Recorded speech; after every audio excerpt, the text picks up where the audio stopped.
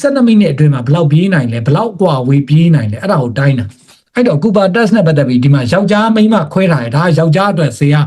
ယောက်ျားအတွက်ဇေယျမှာအပေါ်ဆုံးက fitness category ဆိုတာ73ကနေ19ဆိုအသက်ကိုရေးထား20ကနေ29 30ကနေ39အပေါ်ဆုံးဟာအသက်ဘေးက untrain ဆိုတာ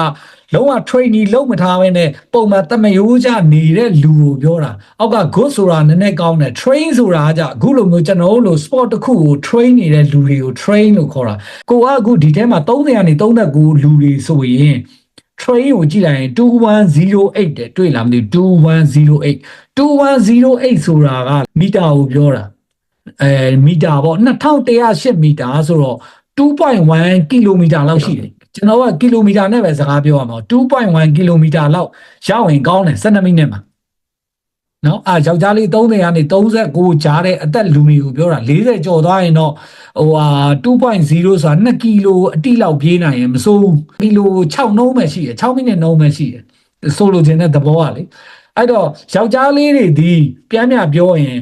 1ကီလို6မိနစ်လောက်ပြေးနိုင်ရင်ဒါမစိုးလို့ပြောလို့ရတယ်6မိနစ်ကြော်သွားရင်တော့ဒါကိုယ့်ရဲ့ body weight ပြဿနာကြောင့်ဒါမှမဟုတ်ရင် training နည်းသေးလို့အဲ့လိုတတ်မှတ်လို့ရတယ်ကိုက